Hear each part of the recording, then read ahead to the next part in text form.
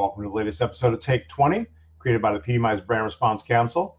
These 20-ish minute live conversations featuring leaders in the performance marketing world speaking about the hottest topics in the industry are scheduled twice a month. Before we get to today's conversation, a housekeeping note.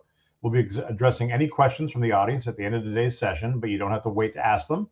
Utilize the questions tab on your control panel to type and send your question in. We'll be collecting them and we'll try to get to as many as possible in the final moments of this episode. Today's episode is the latest in our recurring hot category series. Brand Response Council Chair and Take 20 host Chris Foster of PCM Integrations is here, and he's welcoming a pair of leading performance marketing experts in the Medicare Advantage marketing business, Fern of THOR Associates and Joe Wheeler of Tranzact. So yes, all those health insurance ads will be returning to your screens this fall. What's the latest for this massive seasonal market? Will annual growth ever subside? And what can other performance brands learn from the most successful Medicare Advantage campaigns? Well, we're excited to have such great experts on hand to discuss. Welcome to all of you. Chris, take it away. Fantastic. Thank you so much, Fern. Joe, welcome in. So excited. Look, gang, Medicare Advantage season, it's coming up. We know it's June now, but we know that this is the time. It's time to get in front of the eligible consumers to make sure they're prepared and ready and can take action during these crucial months of application. So let's put a little bit of context to set the stage. Enrollment in Medicare Advantage has increased steadily over the last 2 decades. And as our baby boomers get older and into that 65, we can continue to expect it to grow. More than half of eligible beneficiaries enrolled in Medicare Advantage since 2023. Well, what does that mean? That means federal projections are looking at 34 million signups for this year. That's a lot of action. Considering there are 330 million people in the United States, you're looking at almost 10% of the entire country getting ready to sign up. That's massive movement. And the media implications, of course, are significant, as this generation of consumers, had been linear, but now they're embracing all forms of communication: linear, CTV, digital and social, direct mail, possibly even TikTok. But we know it's all happening, and we're so excited to help us to prepare for this. So we're going to start with some introductions. My name is Chris Foster. I am the Chief Evangelist of Postcard Mania. We are the #1 direct marketing platform for small businesses, and we also have an automated direct mail program called the Automated Medicare Mailing Program. What does that mean? That means it's a trigger program. So when folks turn 65, we actually have that data and can send daily automated mailings to those folks turning 65 for brands. PDMI is going to put the show link in so that you can get more information on the URL. So happy to talk with you about that. So let's move it on. Fern, tell us about you and tell us about THOR Associates. Thanks. Hi, I'm Fern, the CEO of THOR Associates. We're a strategic and digital agency that has a proven ROI track record of creating and increasing brand awareness. And one of my big clients is Joe Wheeler from Tranzact. So let's throw it over to Joe, let him introduce himself. Hey guys, I'm Joe Wheeler. I'm with Tranzact. I've been in the Medicare industry for a better part of about 15 years. I'm a licensed insurance agent, started back selling the product back in the 2010s-ish era. And since then, I've been with Tranzact. I've held a number of positions here, everything from working with Fern on DRTV and linear TV to various other roles within the company, for everything from carrier relations and contract relations to my most recent roles where I'm in charge of all digital media for Tranzact. So I run all of our digital search efforts, all of our SEO, all of our social media, all of that across for the Medicare Advantage vertical. So excited to talk to you guys today and see what we can uncover for the Medicare Advantage industry. Well, we are talking to the absolute right folks. So Fern, you've been driving Medicare Advantage programs for a while. You've done it all. You've done direct mail, you've done DRTV, you've done social, you've done digital, you've done it all. So I guess my question for you is, what is changing for this year? And also, what remains the same? So good question, Chris. Obviously, unfortunately, it's a hard answer to give you because our guardrails come out really the end of July, beginning of August, and that's really, yeah, I know. So it's when the new regulations come out. Yeah. It's so late, especially because remember we're working on creative yesterday, like months ago, for what we're going to do, whether it be TV, whether it be digital, whether it be integrations, direct mail, etc. So it's really a hard thing. So, especially we want the consumer to enroll, but we've got to make sure that, AEP's from, October 15th to December 7th. And so it's even more crucial than ever for the consumer to lean in and engage. So it's a challenge. So that's interesting. I want to follow up with that. Now, is that short timeline different? Are the guardrails coming up later than usual? And Joe, please jump in. But it's the last 2 years have been this. But before that, we used to know more in June. And then before that, it was really the wild, wild west. We didn't have to go through the stop laughing. We didn't have to go through the CMS. Like literally anything I wanted to create, as long as legal approved it, I got to put it on air, and there we went. So it's just, the CMS is really because of a lot of our competitors who put 10 poles in the sand, and the regulations are hard. I mean, the CMS has a 45-day guideline to do all linear. We literally, once we get it approved by in-house legal and carriers, we then send it off to CMS. They have 45 days to say if they want to change anything. And if they change anything, the whole process starts again. So it goes back to the carrier, then back to CMS, and for final approval. So literally, especially like with integrations, we could literally be doing integrations in the middle of AEP taping to go towards the end. But we'll talk about that a little more later. Wow, that's tight. It's like, that's very tight. So Joe, I'm going to ask you from these data points, what kind of data points on the Tranzact that you guys use? Of course, age is the thing, but are there other determining factors where you find that this is going to be the right place to spend your media? Yeah, I'll kind of separate it into two different sections here. So we have, kind of the industry, what the industry does, and then there's obviously the Tranzact approach. So I'd say from the industry perspective, with all the tools that you find, that we have with Google and the algorithms, and everything's algorithmic at this point. Social media is algorithmic at this point. Google is algorithmic at this point. Microsoft is algorithmic at this point. So everything's smart nowadays. Even TikTok, what you see there is algorithmic, and you're training your algorithm. So the amount of data that they have at their fingertips is infiltrating how we do our business and how we're reaching our consumers. So there's that. On top of that, there's the stereotypical things that we're looking at, things like household income, especially when you get into some of what I consider the older channels, some things like direct mail, things like some of your linear TVs. You are looking at your demographics, your typical age ranges, your household incomes, your typical skew of female to male, Caucasian to African American or Hispanic or Latino, things like that. So those all get layered in to create a kind of consumer profile, and that's usually how, like on things like linear TV or CTV even, we're going to market on things like that. And then you add the Tranzact layer on top of that, which is where we have data science, we have our own consumer profile that we're layering on first-party data and trying to lay in our own basic algorithm to say, okay, here's basically not only what a Medicare consumer looks like, but here's what a Medicare consumer who is highly likely to do business with Tranzact. Here's what they particularly look like. And then we can actually feed that back into some of our more sophisticated models like Google or like a Meta or like a TikTok, and speak kind of their language and speak to their algorithm and say, hey, here's not only here's what we're looking for, but here's very specific what we're looking for, and get just that little bit more of an ROI based on how they do business and their algorithms. Sure. So what you can do is influence the algorithms slightly.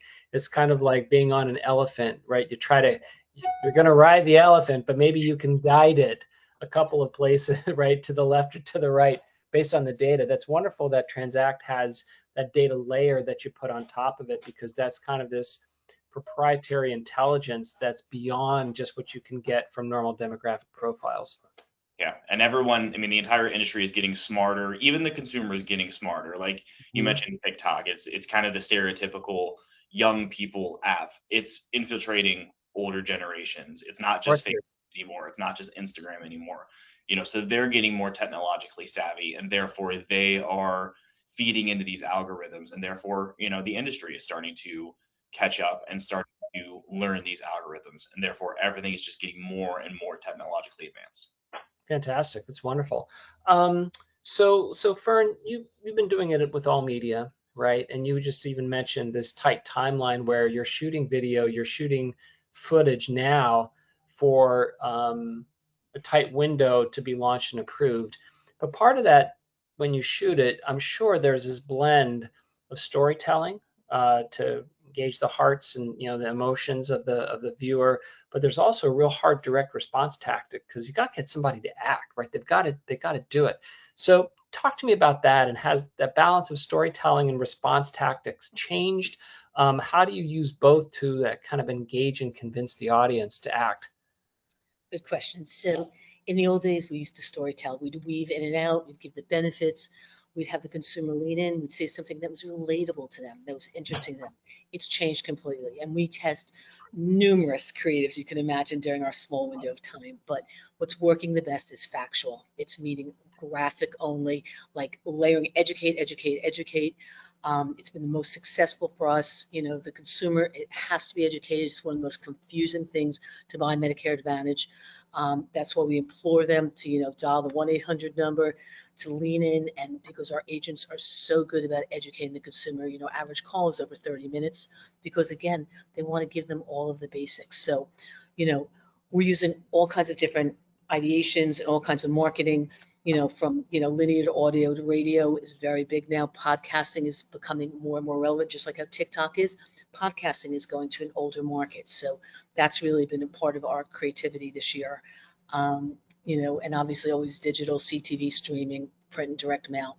But it's all about being multifaceted. It's all about knowing, where to touch the consumer. That's really the key, and how to message it so they lean in and they got them tight, and you say, okay, I need more information, and that's when they'll pick up the phone, or that's when they'll go to the URL, and that's the key.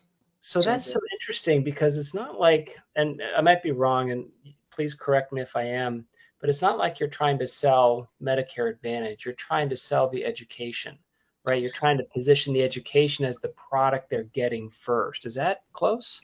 Yes, because it's like we're talking about the benefits. We're talking about making them understand that they can keep their doctor, what's available to them, what might not be available. And again, it's all done by zip code sequencing. It really goes in. It's consumer, like 5 years ago, they had no idea what you're talking about zip code sequencing, that your neighbor could be 2 zip codes over and they're getting totally different benefits than you. I live in New York, New Jersey, which is 15 minutes away, could be totally different. So it's about educating the consumer and making them understand the aha moment to say, oh my God, I've got to call for more education. I've got to learn.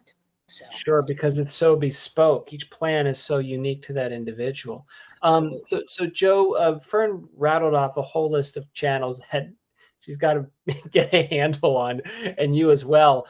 Out of all those channels, can you give us kind of a play of kind of what that 80-20 is? 80% of your action is going to come from 20% of the channels. And if that's true, and if that's not true, great. But if that is true, what are those most effective channels? Yeah, you always have your tried and true channels as part of your portfolio. So your linear TVs, and I'm looping in connected TV or OTT kind of as part of that right now, just because people aren't really seeing those as different right now. They're kind of using those interchangeably right now. Fair enough. From a media buying perspective, we see that as a very different thing. But people go to Peacock and watch TV shows just like they would linear TV. So TV and consumption of video that way is a tried and true. You have to be there. Direct mail is having a little bit of a resurgence here in the, I would say, last 2 to 3 years. And that's become more of a staple where, BRCs and, direct reply cards were kind of a thing of the past for the last, maybe decade or so. But, back in my day of the 2013s to the 2015s, that era, that was a massive, massive part of the business. So we're starting to see that a little bit of a resurgence. So everything's, kind of cyclical. So direct mail, TV, or video of any sort of or in any sort of capacity, and then your tried and trues, your any sort of digital traffic. So your social media, every time everybody is on social media. So being there in any capacity, your YouTubes, your Instagrams, your TikToks, those are all viable, very viable channels.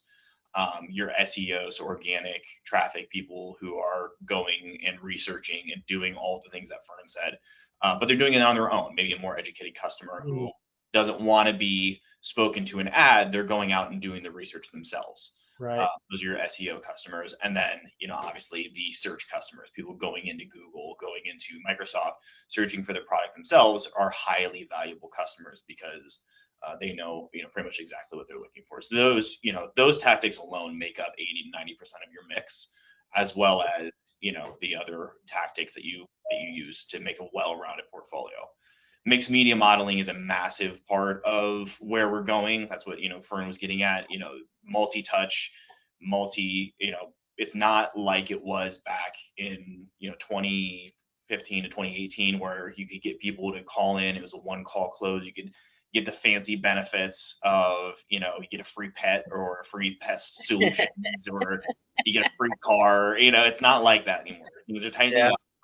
A lot of bad apples since COVID, a lot higher costs since COVID, and therefore a lot more educated consumers, a lot more cautious consumers, and it therefore it takes 2 to 3 touches in order for us to get a consumer from the education mode to the interest mode to the buying mode and enrollment mode. And Chris, you've got to remember too, the consumer is aged in. This is a consumer now who is so user friendly, so digital friendly. Like, Joe will tell you that literally when I started making commercials over 10 years ago, 99.9% were going through linear. They had no interest at all of going on URL or anything. They knew nothing about that. Now, Joe, would you say it's almost 60-40, digital versus TV? Yeah. So it's probably close to 50-50. More higher, right? Yeah. So it's and just even on linear, things like QR codes or right, like exactly. that, where you're getting people not only from linear, but you're giving them a digital channel outlet as well. So you're trying to that sort of mixed media. That's another touch point. He's absolutely right. Absolutely. And I think that all the generational studies have indicated that baby boomers now, and then as this starts creeping into the Gen Xers that are getting older, this is a generation more so than ever that seeks information, that needs to understand and feel empowered to make a decision rather than quote unquote being sold, right? So to your point earlier, Fern, you want them to call because you want that customer to be an educated customer ahead of that phone call, so they can ask the right questions, because an educated customer usually is a customer that converts if the product or service fits what they need. So I love that idea that, using the media to not just talk about it, but educate, and then have, like, and Joe, you had mentioned, I thought, a really, good storyline of the customer journey from that initial interest, and then that consideration phase and that education phase, and then they're ready to have a conversation after they feel comfortable doing that, and having all those media channels drive not only towards that education, but that eventual conversation. So with that, it's already almost 11:25. I knew it'd be like this with you two experts, because you're awesome. Talk about this for 2-3 hours. Exactly. We could spend a lot of time on this. Absolutely. So Fern, I'll start with you, but I'll ask you both the same question. What are some gotchas besides time, which I know that you already mentioned, that you're being aware of, or some landmines that you need to avoid this year in particular? Well, it's not so much landmines. It's that the consumers, just like we said over and over again, the consumer is becoming more educated. And because of that, we would start selling policy literally on 10/15. We would test creative from 10/1 to 10/14, even though we couldn't write policy. And then we'd know which were the best creatives, which would engage the consumer because they had initiated with it, even though we couldn't write the policy. So literally nowadays, though, and Joe will tell you the same thing, that consumer is educating himself so much longer, so they don't start closing policy and purchasing till after Thanksgiving until 12/7. So we literally squeeze everything. Any integrations I do, I squeeze them all in the last, we do a 7-week period. It's all in the last 2.5 weeks. That's really when everything, implodes, per se. You've seen in the last probably 4 to 6 years a compression of AEP, where it used to be October 15th through December 7th, and you have a relatively steady kind of plateau with the obvious hockey stick towards the end. Now it's significantly more, and that actually goes to, one of the things that I was going to say about some landmines that we have to avoid, which is you're seeing, as I mentioned earlier, post-COVID, the loss cost ratios that the carriers have to maintain.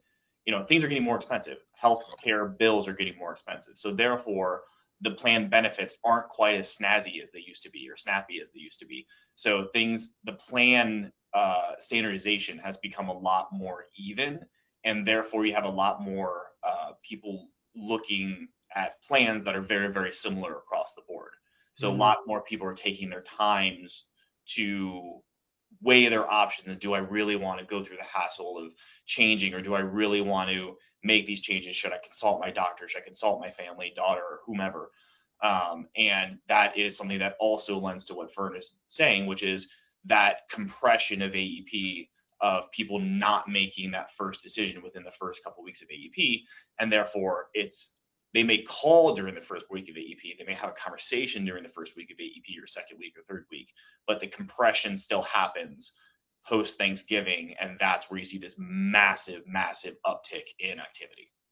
Wow, that must be on the media side, that must be a little bit nerve-wracking, right? I mean, I don't know how you can enjoy Thanksgiving dinner because you're like, all right, what's going to happen after this? You're still buying, just know that. But it's like, to Joe's point, we used to see up, up, up, up, up, up, up, up, and then like that last week, we were like, oh my God, the numbers.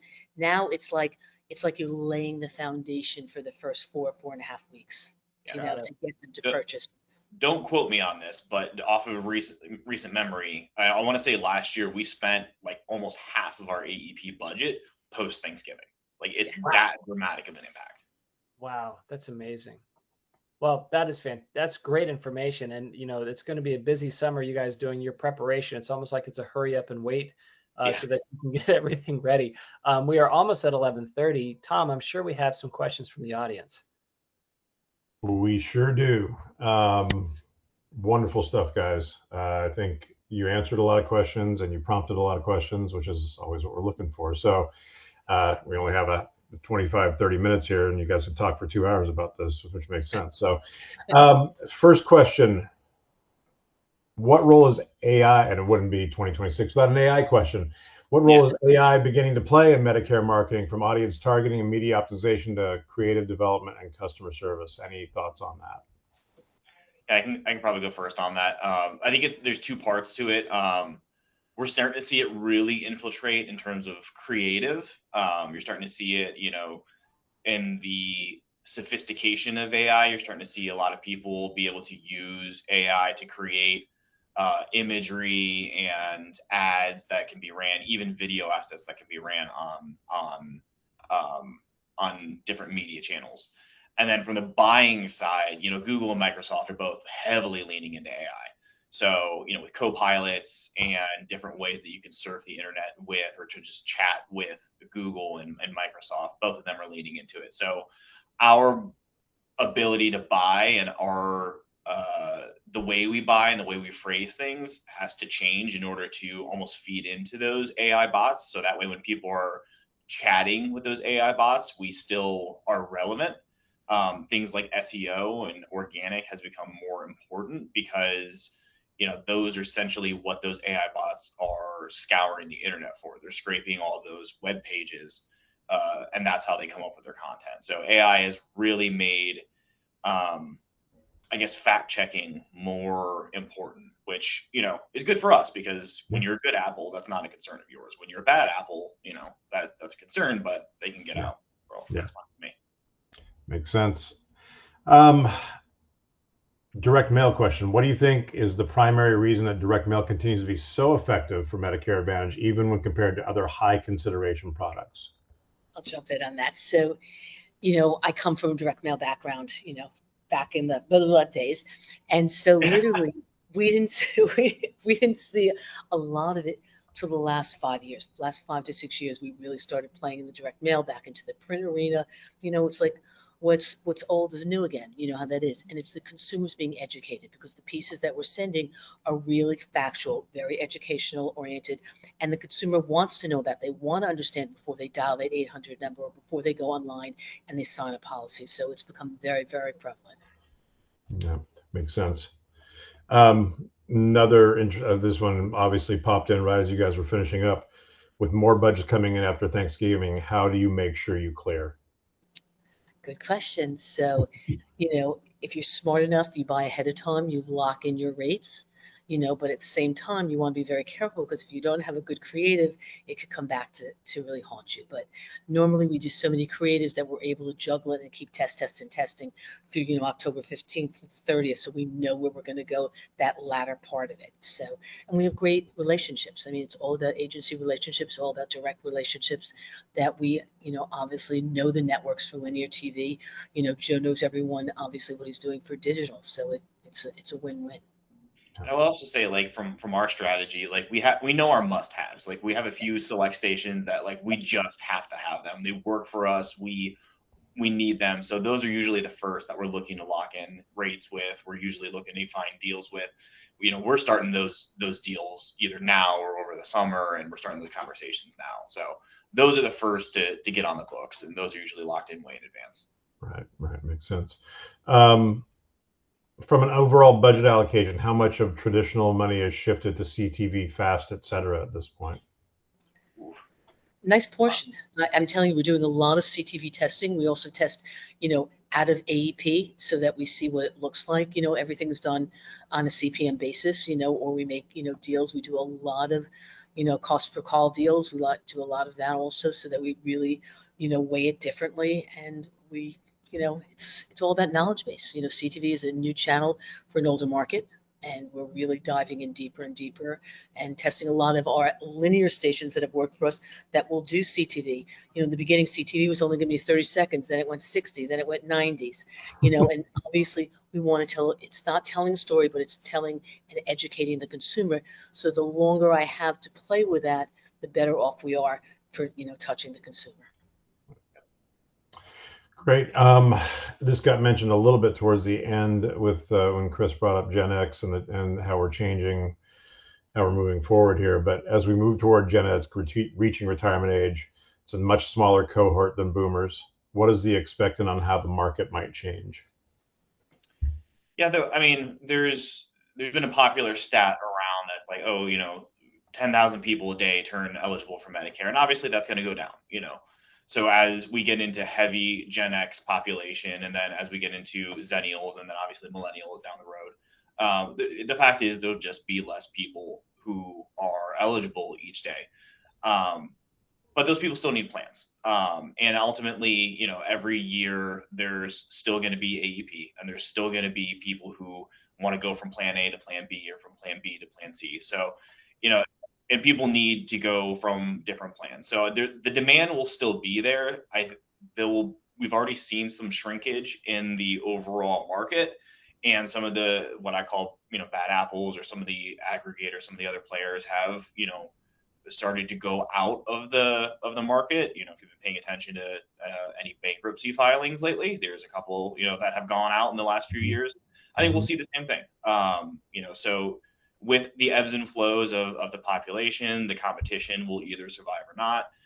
And, those of us who are left will still serve to make sure that those people who need those plans are getting those plans. So it's a little bit of, what will be, I guess.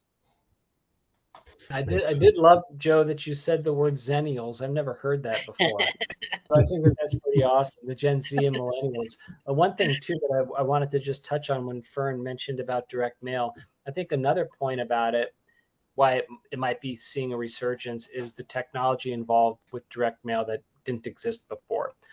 So the automation, the trigger program, the personalization, all that stuff can go on a card. And so even if you're not necessarily printing 100,000 pieces, you can print a card of one and it to be highly personalized to that recipient using all the data that's available. So it's just another channel that is as personalized as an email or other types of data-driven channels can be.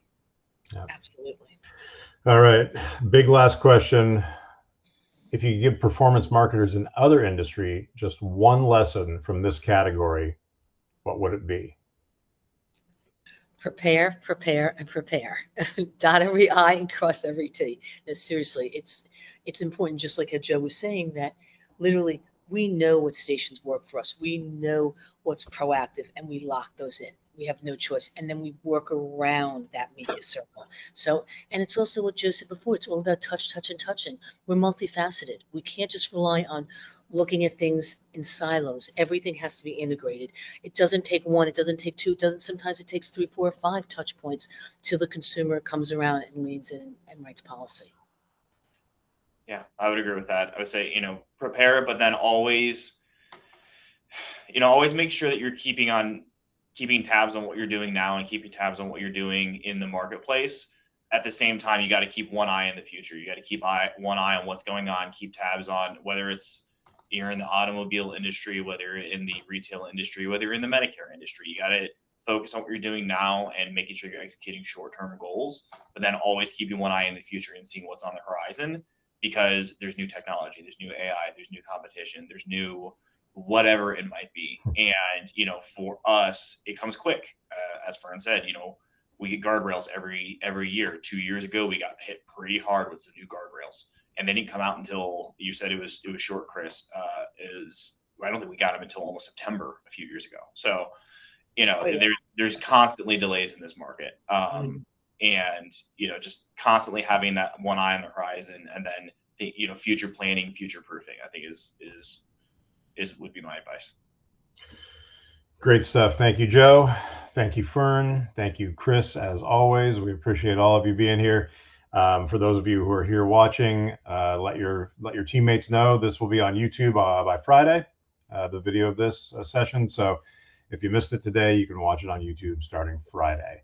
Our next Take 20 episode is set for Wednesday, July 1st, when Chris will host a conversation about the trend of performance brands taking agency activities in-house. Please visit thepdmi.com/take-20 to register for the webinar and check out the upcoming schedule. And registration is open for PDMI West, October 19th through 21st at Intercontinental San Diego.